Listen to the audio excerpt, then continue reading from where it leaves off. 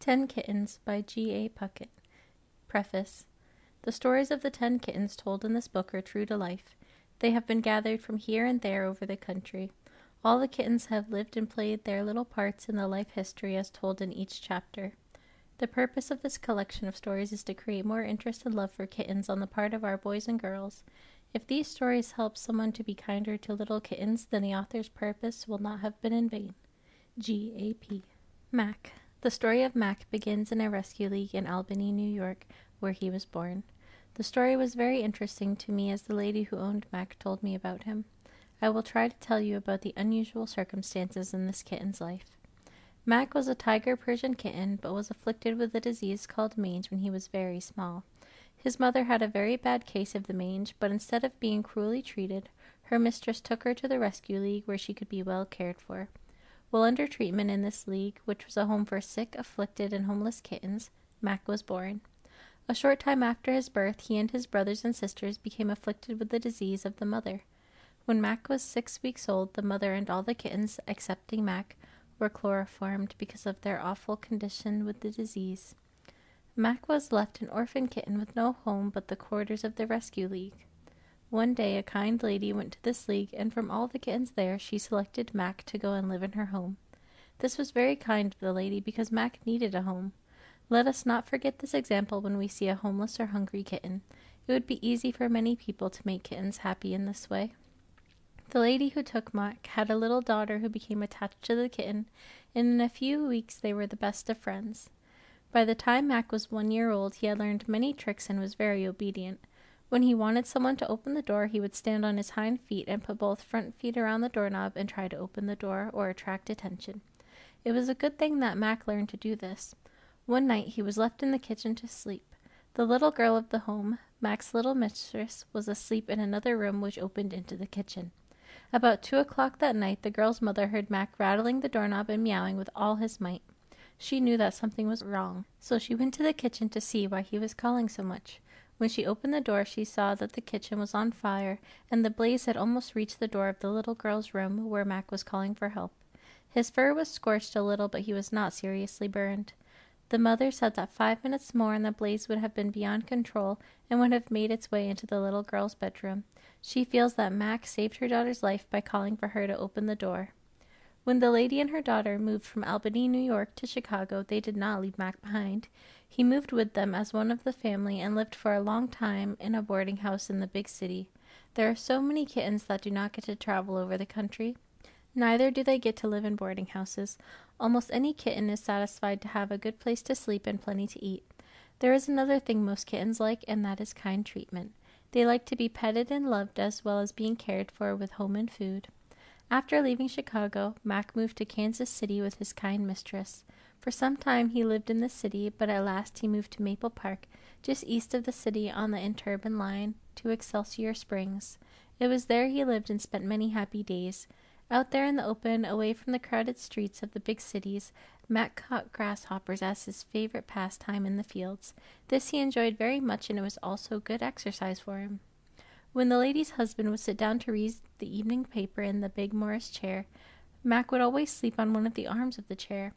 At meal times he would sit in a high chair at the table and eat just what was given to him. He would not offer to get on the table nor bother anything in the kitchen. One day another kitten came into the home to live, but he was not so careful to keep out of the food not intended for him. When he would try to get into anything or stand up against the cabinet or table, Mac would box his ears and make him get away. Mac had been trained from his baby days to keep off the table or cabinet and to keep out of food which did not belong to him. The years passed by in Mac's life until he became a very old cat. He never forgot his early training and the many little tricks which he had been taught to do. Of course, his mistress thought more of him after he saved the little girl from the fire, but he always had a favorite place in everything. At the ripe old age of 14 years, Mac died. His life had been useful, and he had been kind and obedient through all the years. It was a sad day in the home when Mac died. The whole family went to his burial. He was buried at Maple Park in a little grave over which many tears were shed. He was loved by all and had helped to make life brighter with the life which he had lived. A beautiful and obedient cat was laid to rest. Snooks. Snooks was a very small kitten and lived in a preacher's home. He was well liked by the children in the home. One day one of the girls became very ill, and for weeks everyone had to be very quiet. The kitten liked to be in the house and romp with the children, but during those weeks of sickness he had to stay outdoors. One day a young man called at the house on an errand, and as he turned to leave, he noticed the kitten asleep in a chair on the front porch. He told one of the children that he would like to have the little ball of gray and blue, and to his surprise, the little girl gave it to him. The first ride the kitten ever had in an automobile was that afternoon when the young man started home with the little gift. Kittens do not like to ride as dogs do, so this kitten was afraid and had to be kept from jumping out while the car was running. The kitten soon made friends in the new home and was named Snooks. This name was given him by his new mistress because a little pet chicken she once had was named Snooks. He was trained in many ways during the early months in this new home and could be trusted alone in the house, for he would not climb upon the table or bother anything. Nearly all kittens are afraid of water, but Snooks likes to get into it and play by splashing it with his feet. He also likes to take a bath, for he will not offer to scratch or bite, but stands in the bathtub while his mistress washes him. Sometime during each day, Snooks has a big romp from room to room. He has learned to run fast and then jump on little rugs and slide on the floor. Many times a day these rugs have to be straightened and put back into place. On cold nights he is allowed to sleep in the house on a little bed which is all his own. This he greatly enjoys, but little does he realize that many poor kittens which have no homes have to sleep out in the cold. Many times they go to bed on the cold ground and their little ears freeze because they cannot keep warm. One of the greatest delights of this kitten is to play with a little rubber ball which was bought for him. He will chase it from room to room like playing with a mouse. He makes it roll by striking it with his feet or jumping at it. One day the ball rolled under the pantry door, and the mistress heard Snooks meowing, but did not go see to what he wanted. Soon he came to the living room and meowed again, and then started back towards the kitchen, still meowing. The mistress followed, and Snooks led her to the door of the pantry and looked under as much as to say, "I have lost the little ball. Will you get it for me?" She opened the door and found the ball, and the kitten went on playing again, perfectly satisfied. On another day a Victrola was brought into the house where Snooks lives, and at first he was afraid of the music, but soon showed signs of interest. He would sit and listen and liked to watch the records go round and round. He would walk all around the machine smelling and looking as though trying to find where the music and voices were coming from. At this writing, Snooks, the little blue and gray kitten, is alive and well. He lives in a college town but has never gone to college. He is satisfied to eat 3 times a day, and every day he plays with the little ball which he enjoys so much. He is now about 1 year old and is going to be a large cat when grown. Let us hope that he will always have a good home and be well and playful. Dump. This is a very peculiar name for a kitten, but kittens often have peculiar names. Dump could not be called a beautiful kitten, but his good nature and playfulness made him attractive and likable. His mother must have thought him pretty, for she petted him so much by smoothing his fur with her tongue. I have not yet told you the color of this kitten, and I'm sure you are wondering about it. You might say he was very pretty. His fur was a bluish gray and white, and his face was white almost all over. He was just a common kitten, but you know the common kittens are smart and many times as good in disposition as the thoroughbreds. Dump was very playful and would do many cute things. One thing that he did and seemed to like most of all was playing hide and seek in the house. He would get behind the door and wait for his little mistress to come, and then he would jump out at her as though he meant to frighten her. Of course, she had jumped at him in the same way many times, and in this way had taught him the game of hide and seek. One afternoon in the summertime, the little girl thought of something to do of which Dump had not thought. It was this. The girl had a nice little kodak which her uncle had given her, and she thought of taking Dump's picture. Not very many kittens are fortunate enough to have their pictures taken. The little kitten had never posed for a picture, and of course thought it was great fun, that is, if he thought of it at all. Anyway, they both went into the yard, and the little girl placed Dump on the gatepost. He seemed to know the purpose of being placed there, for he sat still in the warm sun, just like he was really posing for the picture. It was a good picture, too, and the girl has the little picture yet, although she is grown now and has a home of her own, and another kitten takes Dump's place. Dump always slept in the window during the summer between the screen and curtains. He would always answer his little mistress with a little meow when she called him. He knew when it was time for his meals, as his master worked downtown in a meat shop, and when he would go to the house for his meals, Dump would meet him at the door and beg for meat. When the yard was mowed and the grass piled up in one big pile, the kitten would run to it and hide himself from his little mistress. This was great fun for both. They loved each other very much, and where one went around the yard or in the house, the other was to be found too. Dump never cared to play with other kittens and would not be very friendly. One of the neighbors had a big cat next door, but Dump would never let him come through the yard fence if he saw him. He must have been a little selfish, but probably it was because he loved his mistress more than other kittens. Many times Dump would go to the woodshed and watch for mice. He nearly always caught one, and he loved to play with it for hours at a time before eating it. One hot summer day he played too long, and it cost him his life, for he became overheated and died in just a little while. The little girl did everything she could for him, but could not save his life. Dump's little body was buried back of the cave beside the graves of 2 little bantam chickens and a little goldfish. Mitch. Mitch was a beautiful Persian kitten and lived in Kansas City, Missouri. City kittens do not have such large playgrounds as kittens on the farm, for many times they are kept in the house almost all the time. There are many dangers for kittens outside in the big cities, too. Someone may steal them and take them away from their homes, or they may get run over by the cars and big trucks. A little girl whose name was Mitchell gave the kittens to the lady who told me this story. The family called him Mitchie for a while after the name Mitchell. Some of them thought that name too long, so they shortened it to Mitch, and that became the name of this beautiful Persian kitten. The mistress kept a large fruit basket on the dining table, and when there was no fruit in it, Mitch used it for a bed. He learned to run towards the table, and with one jump he would land right in the basket. Then he would curl up for a long nap and be perfectly satisfied for hours. He always liked to get into boxes, and when the dresser drawers were left open he would get into them. It did not make much difference to Mitch just what it was for. He could feel contented in anything. One day a member of the family brought something home in a paper sack, and taking the articles out, laid the sack on the bed. In a few minutes Mitch was curled up in the sack, fast asleep. The lady's husband worked at night, or about half the night, and when he came home about midnight, Mitch would always meet him at the head of the stairs ready for a romp. He loved to play with a man's watch chain, but one day it was a costly play. The watch was left on the dresser with the chain hanging over the edge, and Mitch decided to romp with it a little while. Of course, he did not know the watch might fall and break. In some ways he got his claws fastened in the chain and jerked the watch to the floor. Mitch did not mean to break the watch, but it cost about $7 to have it repaired. Mitch could not repair the broken watch, and he had no way of paying the debt except by love and affection for his master.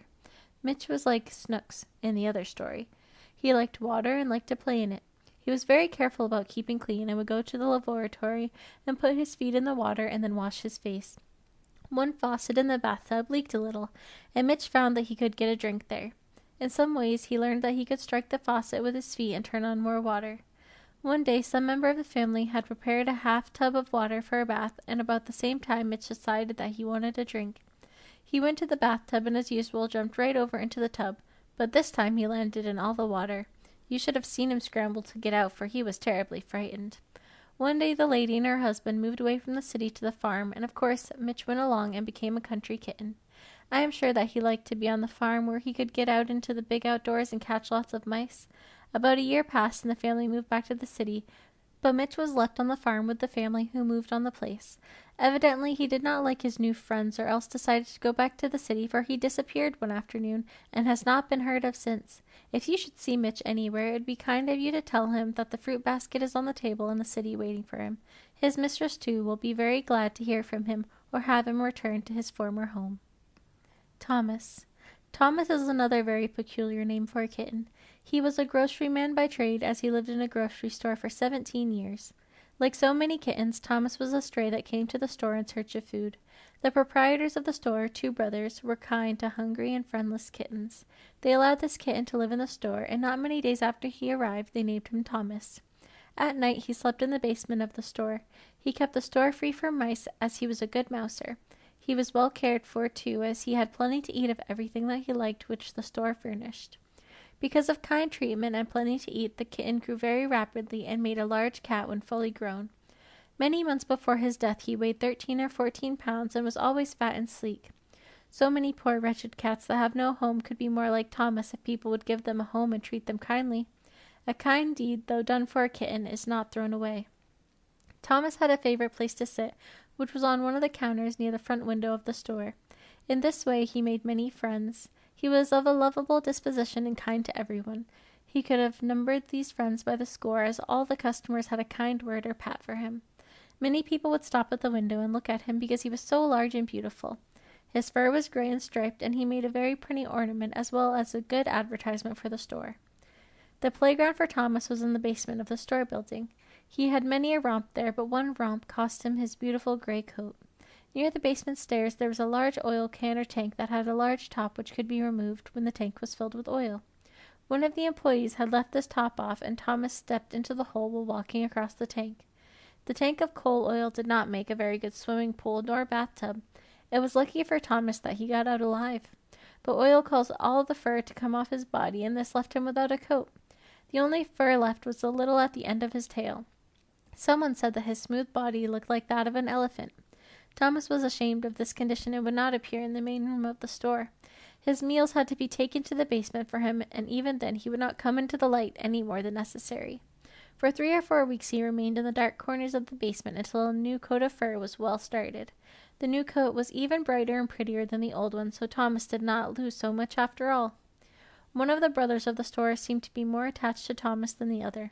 The cat noticed this and showed his appreciation in many ways. When this brother would go to his meals, Thomas would get on the front counter and watch and wait for him to return. He could see up the street for a whole block the way his kind master would return, and he would watch him all the way.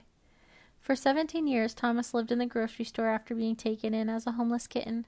The men who owned the store never regretted that they had shown kindness to a dumb animal and furnished a home for a cat that had many times repaid them for all the care and expense he had been to them. Many new friends and acquaintances had been made because of Thomas on the front counter. New customers had been added to the already long list. The store contained no mice to disturb anything, and everyone seemed happy because Thomas was always happy. During all those years he never spent more than 2 nights outside the store building.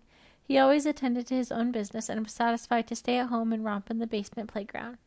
At last he died of old age, and for many weeks afterward people would look on the counter for the old friend of former days. There were many regrets expressed when the news went out that Thomas was dead. A life of good fellowship and love had not been lived in vain. Tiger. Perhaps you have read or heard of tramp kittens. Sometimes they are called little beggars. No doubt you have seen such kittens along the roads or on the streets. Sometimes they will go for miles in search of food and home.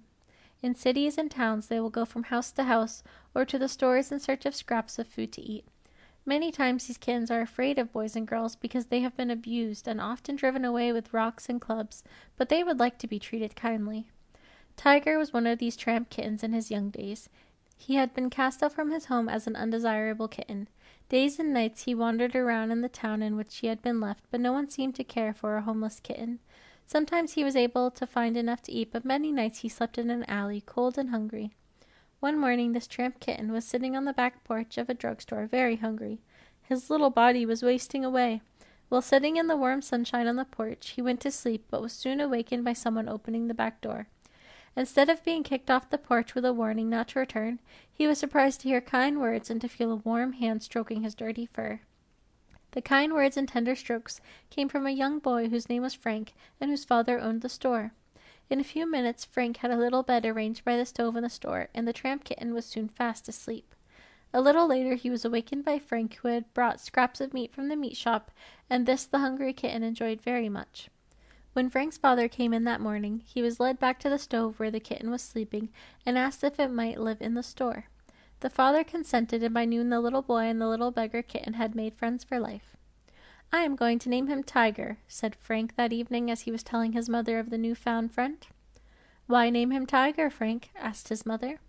"Because he looks like a tiger," answered Frank. "His body has stripes all over it, just like the pictures of tigers in my books." As the months rolled by, Tiger became more and more at home in the store. His little master fed him every day, and soon he was fat and sleek. He grew very fast and became the pet of the store force. He was taught many tricks, and it seemed that he always tried to do what he was told. By Frank's continual training, Tiger became a little circus performer.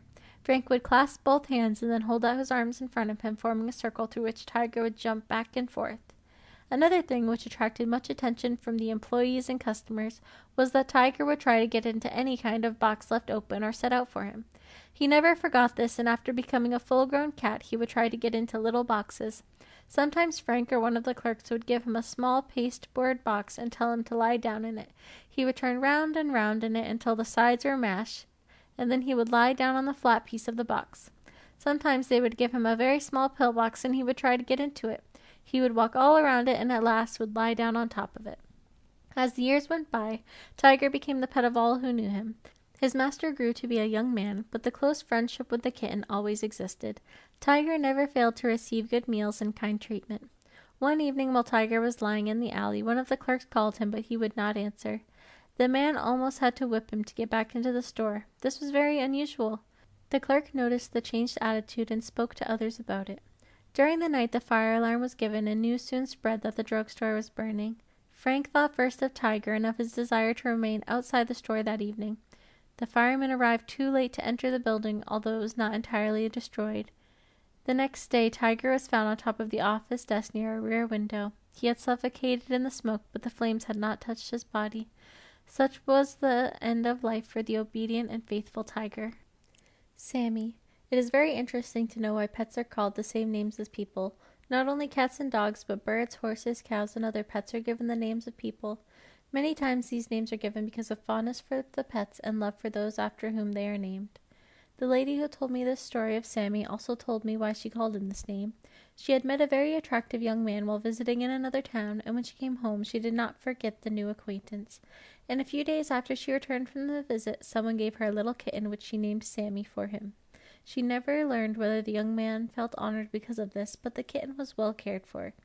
Sammy was a beautiful Maltese kitten, but his young mistress did not know where he was born, nor anything about his mother, sisters, nor brothers. He seemed like an orphan kitten, and was given the best of care. In a little while he was satisfied in the new home, and seemed to be perfectly happy. As the months rolled by, Sammy and his mistress became very fond of each other. One day something happened which changed the course of events. The young lady made another acquaintance, this time of a young man who had gone into business in her hometown. Sammy was afraid of all strangers, and would not play with any of the boys in the neighborhood, and would not make friends with any of the young men who called on his mistress. When the nice-looking businessman began visiting the young lady, Sammy also became acquainted with him. From the first visit he seemed to like the new acquaintance, and soon they were close friends. When the young man called at the home, Sammy would always meet him at the gate and accompany him to the door. When his mistress would allow him to do so, he would go into the house so that the young man might pet him. Sammy was never trained to catch mice, and was never given one to eat. It is often a good thing to have a cat that will catch mice, but sometimes it proves very fatal, as mice are often poisoned and thrown out or die where the kittens can find them. Sammy was not allowed to eat meat either, especially raw meat. Feeding raw meat has proven very costly to many valuable cats, as it has made them of vicious or cross disposition.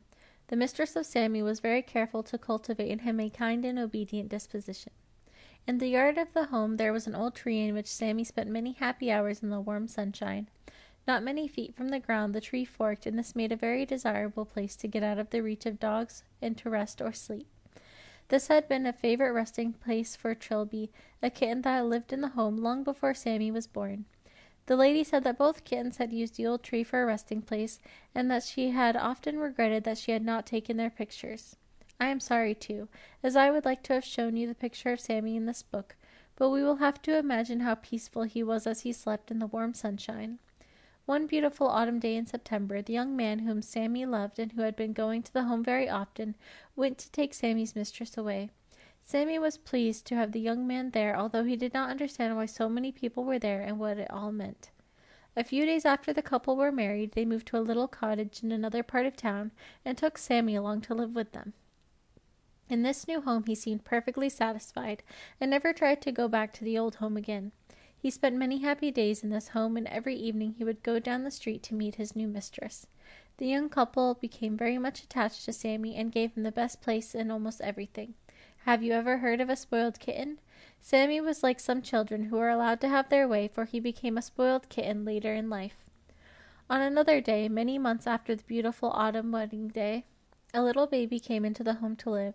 Sammy did not know what to think of a baby crying, and to see everyone making over the new daughter.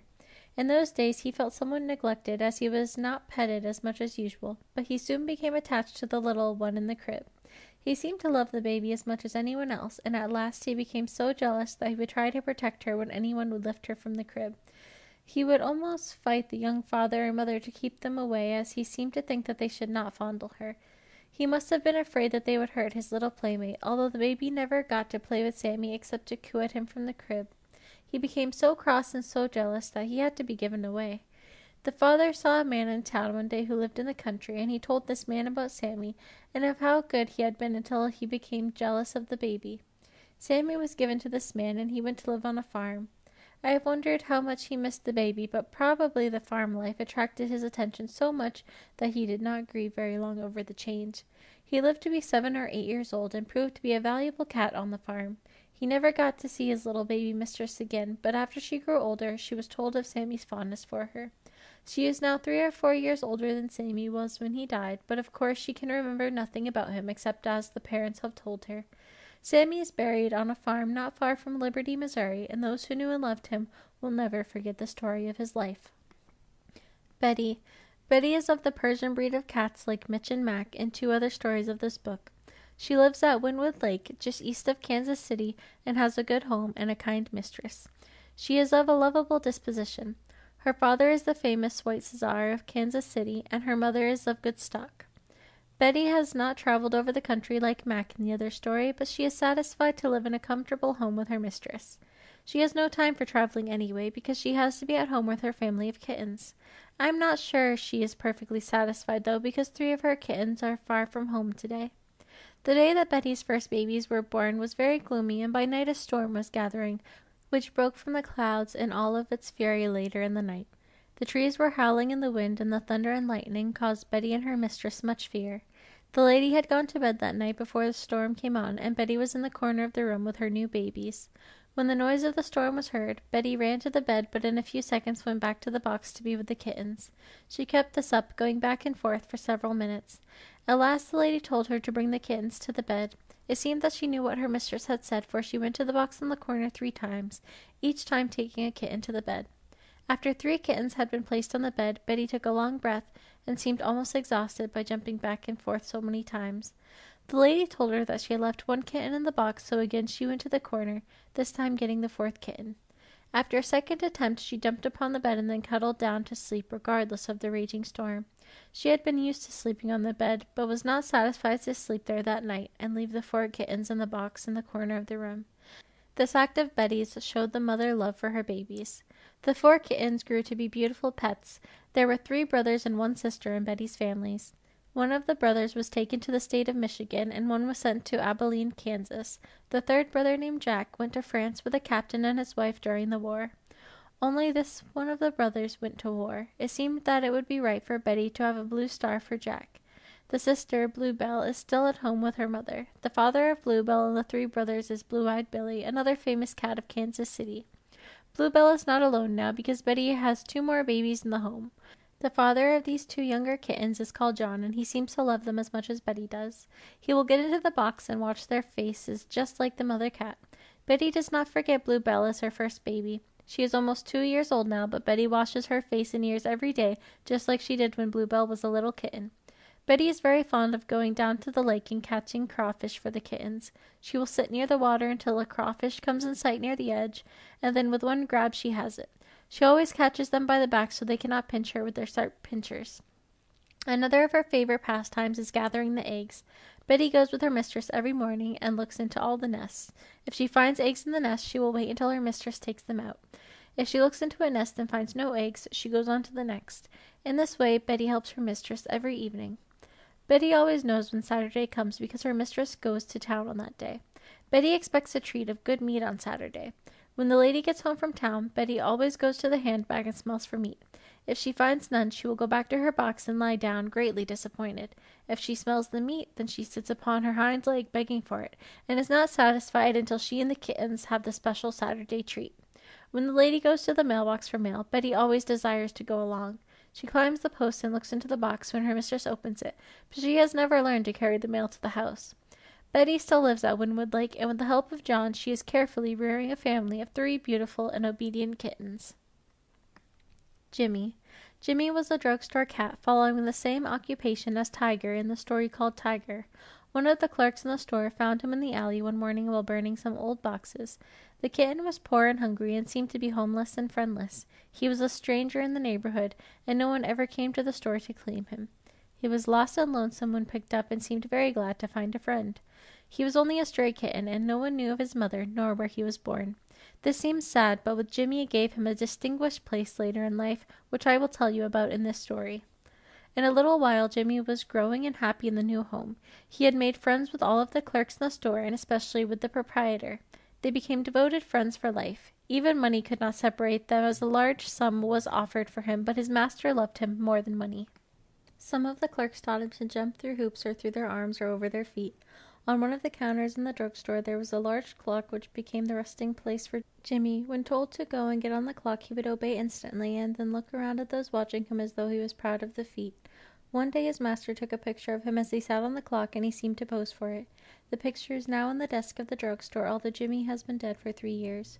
When I asked Jimmy's master for the facts about the story, he turned to the desk and showed me the picture. While we were speaking of the kitten's life, a man came into the room who used to know and love Jimmy. He was asked if he knew the picture, and when we looked at it, he exclaimed, "That's Jimmy." This shows how much he was loved and that he was well known. Like Thomas of the grocery store in the other story, Jimmy had scores of friends and is remembered by many citizens in the town in which he lived. During one of the cat shows in Convention Hall in Kansas City a few years ago, Jimmy was also on exhibition. He attracted much attention, although he was not a thoroughbred and was only a stray. His fur was striped like a tiger, and in the show he received first prize as the best tiger cat shown. He also won first prize as a stray, but to receive the premium his master had to take 3 witnesses before a notary public and make affidavit that Jimmy was found in the alley and that no one knew of his birth or his pedigree. After receiving these prizes, Jimmy's master thought more of him than ever. He attracted much attention in his hometown, too, when the news went out that Jimmy had won first at Tiger and Stray. New friends went to the store to see him, and he, too, became a good advertisement for the store. One day a physician's wife from another town went into the drugstore and saw Jimmy sitting on the old clock. She soon made his acquaintance and became attached to him. She was a lover of kittens, and Jimmy, so large and beautiful, seemed to her an ideal kitten. She asked all about him, of his birth, pedigree, disposition, and many other questions. When told that he was only a stray, picked up in an alley as a homeless kitten, she seemed to think more of him than ever.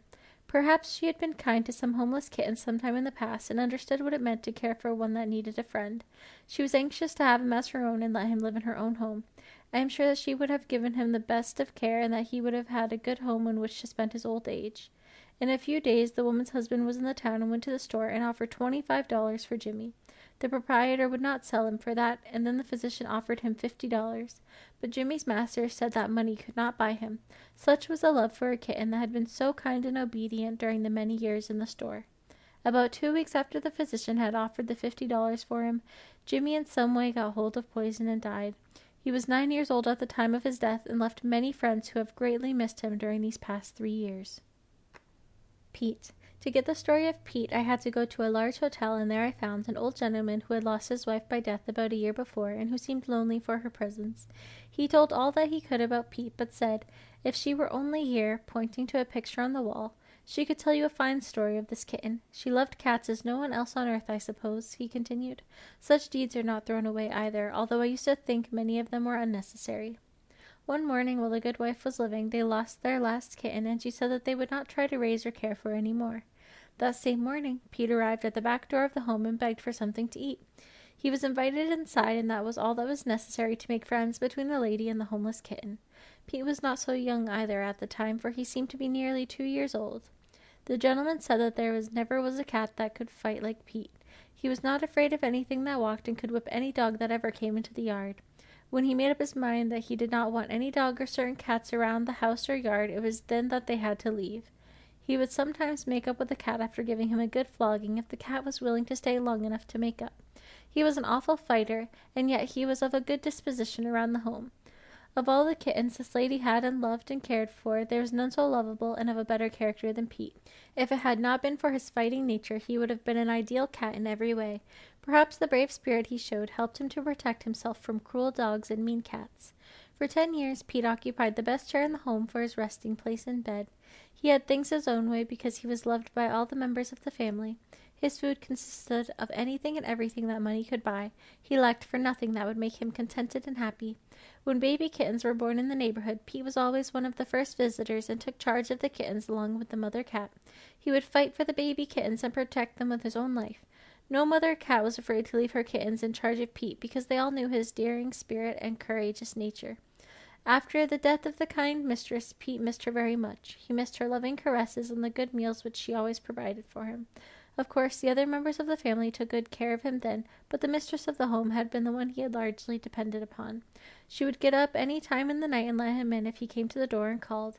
If he was not in the house at supper time, a good meal would be placed back for him, and then during the night, if he came to the door, she would let him in and warm his supper for him. All this he greatly missed, although he was well taken care of. Today he lives in a boarding school for cats in the city of Chicago and is visited once each week, at least, by a daughter of his former mistress. This daughter loves Pete too, and Pete loves her just as much. When she goes to the boarding place to see him, he will come to her and put both front feet around her neck and try in every way to show his affection. He is now about 14 years old and weighs 16½ pounds. During March of this year, 1919, the old gentleman received a letter from his daughter in Chicago saying that Pete was well and seemingly contented in the boarding school. It costs $2 or $3 a week to keep him there, but this kindness is due him after such faithful service during all the years. End of 10 Kittens by G.A. Puckett, read by Caitlin Van Adestein.